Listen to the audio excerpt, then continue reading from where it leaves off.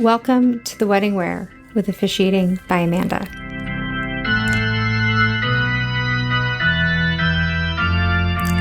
Today we have a very special bonus. We're going to be talking about the love story questionnaire.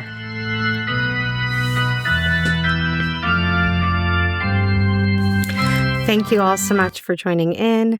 This is going to be a bonus episode because the podcast has officially hit 100 listens, which is incredible for having only been out for a month and 4 episodes in. So figured put out a little treat.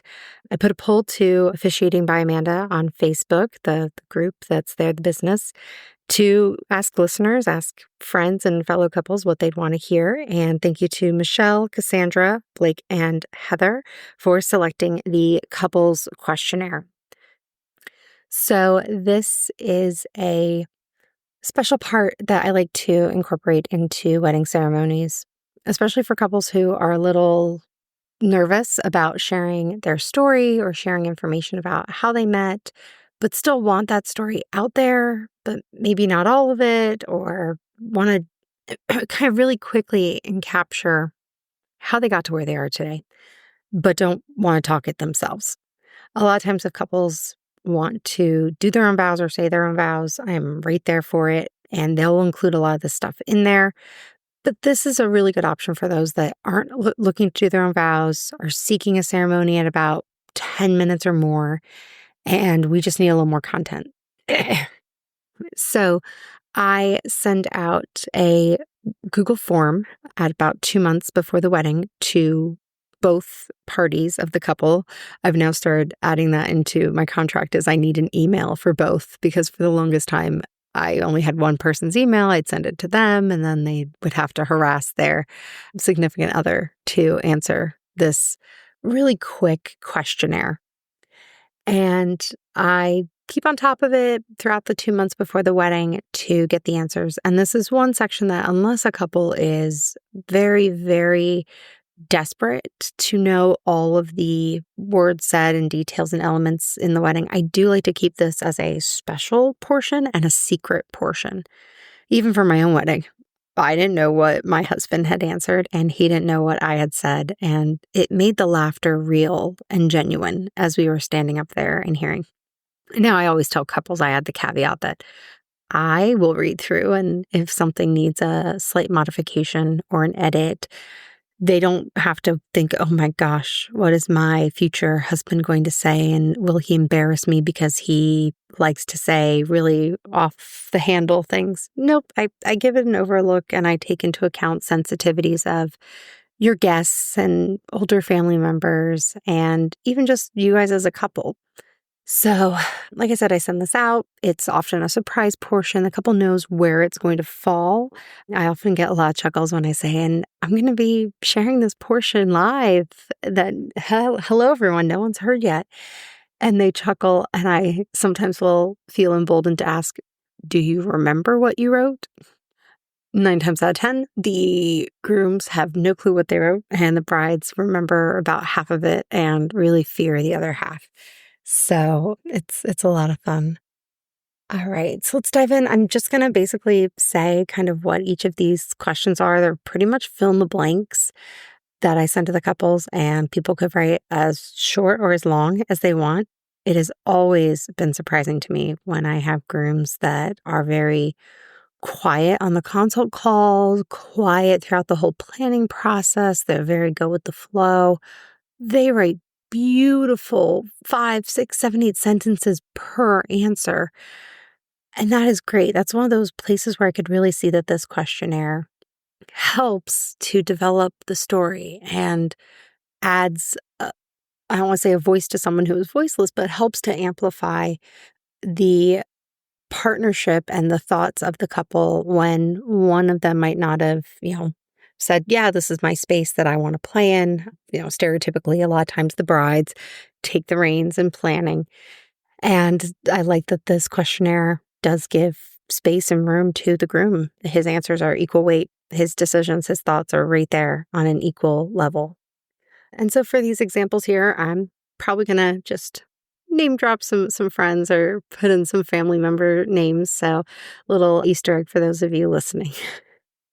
So, the first question I ask is just fill in the blank. I believe love is. Now, how I weave that into the ceremony is often at the start of this section, which is probably about 3 to 4 minutes into the ceremony. So I've welcomed everybody, thanked them for coming, let them know what we're going to be doing here. We've done any moments of silence or social media moments. And I have the couple facing each other, hands joined together. I may have done these hands reading to get them that way. But no matter what, they're facing each other. And I say, we're gonna talk a lot today about your relationship, and that these relationships don't just come out of nowhere.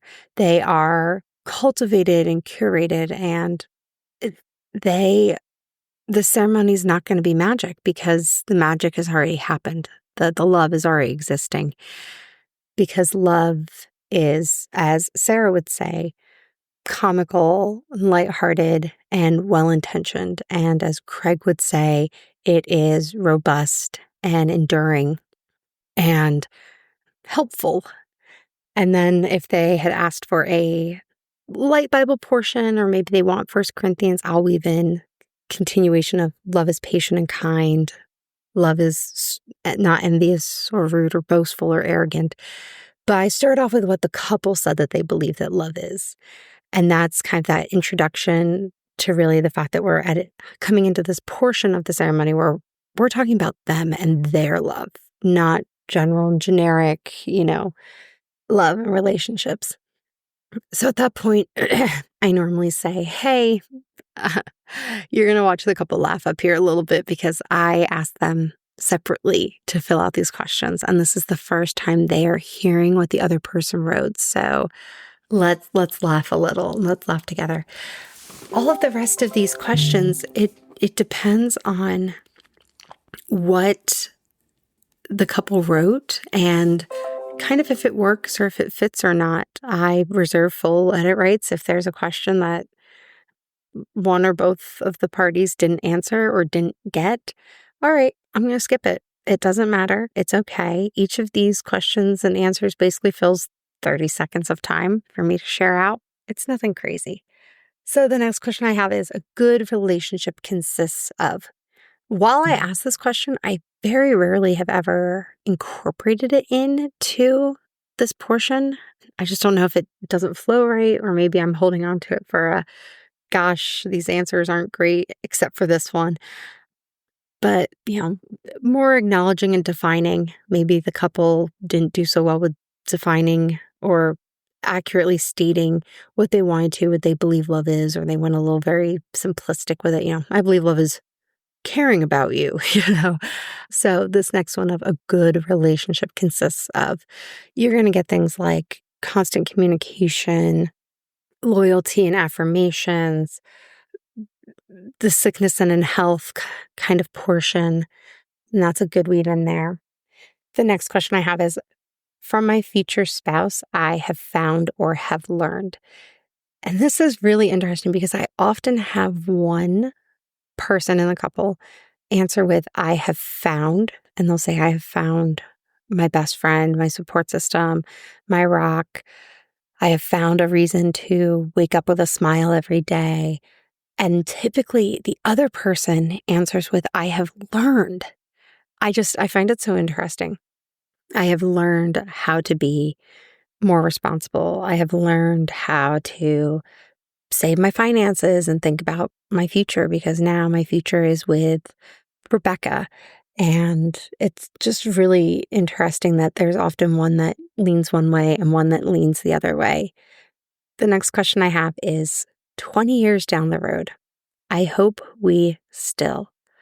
And normally when I form this all into a paragraph, that's what I end with, is that 20 years down the road question. When I put together this questionnaire about 4 years ago, I was not thinking in flow of the script, but over time I've gotten to kind of go, okay, well, this one gets pulled out and goes here, and this one gets pulled out and goes here. So this one, the 20 years down the road, I hope we still, is what I end with of this section before moving into vows. 20 years down the road, I hope we still. And I've seen everything. I hope we still love each other just as much. I do have some couples that, work it to themselves first to then fill the hope. So 20 years down the road, I hope I'm healthy and doing just fine because I want us to still be going to drive-ins. A lot of times these are adventures.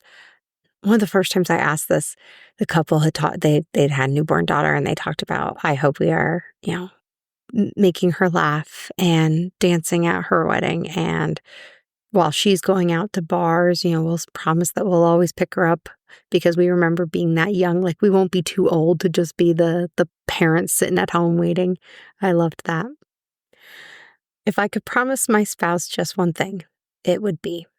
For this question, I often don't put it in if the couple intends to do their own vows because that's basically what their vows are, is these promises. But if they aren't, or if they had some interest in it, but ultimately decided it wasn't going to be fitting for the time or the setting, this is a great one to kind of tie in their intentions and their desires without making them have to recite it and say it back out. And again, I work this as, Martha, Gary told me that if he could promise you one thing, it would be to support your bingo habit. And Gary, Martha told me that her promise to you would be to help you grow your coin collection, even if it takes over the whole basement. Definitely those lines, those extra little snippets that people write in that they think about while they're doing it, those are the parts that make such a difference. They make the couple laugh, they make the families laugh, they just make everyone really engaged and really happy. And that's what I like to see. A wedding is about the couple, but it is for the audience of a wedding. A marriage is 1,000% for just the couple and the couple alone. There's two people in that. But if you're doing a full-blown wedding, there's a lot of people and options to think about. So I've got 3 last questions, and I when I wrote this up, I put them in as like, oh, this is going to be like the newlywed game. I might have to rephrase that because I've had some couples actually trying to match the other person's answer. So edits to come. Definitely something I've learned on this job is editing over time and as needed.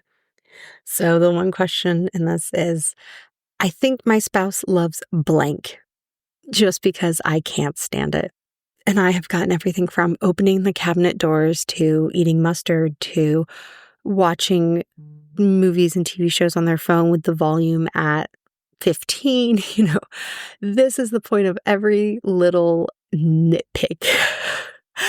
What's often funny, though, is when one person skips the question, which is totally, all the questions are optional, but they skip the question.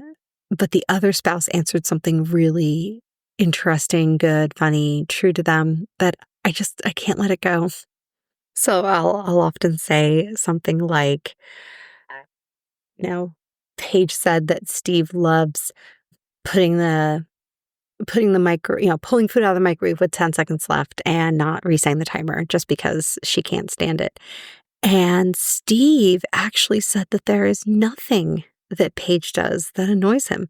So, Paige, you either married a saint of a man or, and I draw out the or, let everybody laugh a bit, and we all kind of come to the conclusion, he skipped the question. Because we all know no relationship is 1,010%. We're all going to do little things that annoy each other over time. Speaking as a newlywed of almost 4 months. The second to last question I have is, my favorite thing to do together is blank, but I wouldn't mind doing more of blank because they like it. This has been when I've had to edit a little bit, not meaning to throw any shade at grooms, but they are typically the first people to make this a little naughtier. And when they get up there at the wedding and I say this portion, their face goes bright red because they obviously didn't read the fine print up at the top that says anything you write could be used in the ceremony. But they also didn't read the print that says, I I've got you. I'm going to make sure that you don't make a gigantic fool out of yourself. And I don't want anyone in the audience uncomfortable. This is why I offer vow writing assistance. I'll share that in a different story later on. But man, I had a groom. Oh gosh, his grandmother was so embarrassed. So now I offer it. It just helps to have somebody else read things over.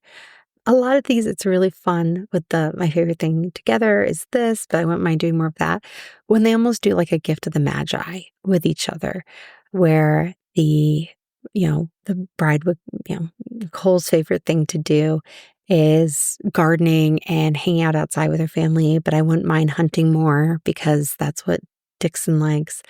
And Dixon saying, oh my gosh, well, I love when we go hunting together. That's my favorite thing. But I would do so much more time on walks and in the garden and just outdoor time with my family. And that to me is just a really good sign of a really great fit.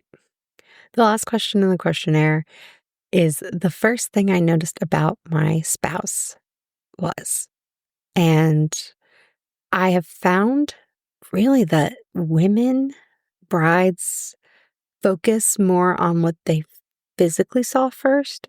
Again, these are not rules, and I have not pulled statistics. I'm going off the top of my head and just kind of saying, yeah, generally, I hear a lot of women talk about eyes, hair, smile, those biceps.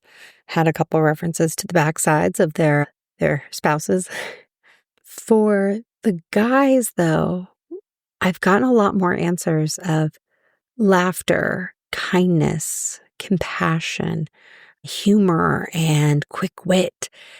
Now, to be fair, I did have one who wrote about his bride's bodacious backside, and that was not how he phrased it. He wrote dead ass, and I made it a little more PG. And when I said it at the wedding, he looked right at me and he goes, that's not what I wrote. I wrote that ass. So just a funny bit of things that get noticed with this questionnaire. And I really do like it. At most it adds in 3 to 5 minutes of time, but it tells so much about the couple that gets them to laugh. And for me, that's really important because I want them up there relaxed and relaxing. They've done so much to get into this day, both from a relationship side and from coordination and event planning side, that they just need to take a second to realize that they're there and they need to laugh about it. And for the guests, it is a good segue into this is how this ceremony is going to go. It's going to be okay to laugh. It's going to be okay to take a heartfelt moment and go, oh, that was sweet. And this all happens within the first, 5 to 10 minutes in a ceremony, which is why I typically don't throw it in unless we're at least a 20-minute ceremony, because if not, it's too overpowering. So I'm so excited and thankful to be able to put out this bonus episode and celebrate hitting 100 listens. The next increment that my tracker tracks is 250. So it might be a little while, but we've got some great stuff coming up still in this month. I did just secure a bride for an interview. So that'll be mid to late March. I guess that'll come out. And we also will be doing listener questions at the end of March. So please, any questions you have, any stories you want to share, I can make it a question time, a story time, hey, I saw this happen at a wedding. How would you go about handling it? I am on board with anything at all. Thank you guys so much. I didn't know how this would necessarily go or take off, but I love seeing all of the listens. My tracker with Buzzsprout does like general locations like city and state. And I'm often trying to go, oh my gosh, who do I know there? And who do I know there? And after 100 listens, I don't know where some of the people are. So for those that are the family and friends listening, to be supportive because you know me and you know the work, that's fantastic. Thank you. And thank you for sharing out further in your networks. And for those who stumbled upon me, I'm excited to have you. I hope to keep you. Retention's important. And until next time, this has been Amanda with The Wedding Wear. Thank you for listening to The Wedding Wear with Officiating by Amanda. I hope you enjoyed today's episode and found some inspiration or insight for your own special day. This podcast is hosted on Buzzsprout and can be found on all major platforms. If you haven't already, please subscribe, like, comment, and share to help us reach even more listeners who might laugh a little at The Wedding Wear.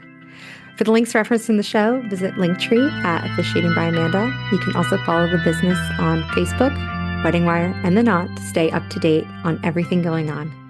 If you have a question you'd like me to answer on the podcast, just send an email to theweddingwearpodcast@gmail.com. And if you're ready to inquire about officiating services for your own big day, you can reach me at officiatingbyamanda@gmail.com. Thank you so much for tuning in, and until next time, this has been Amanda.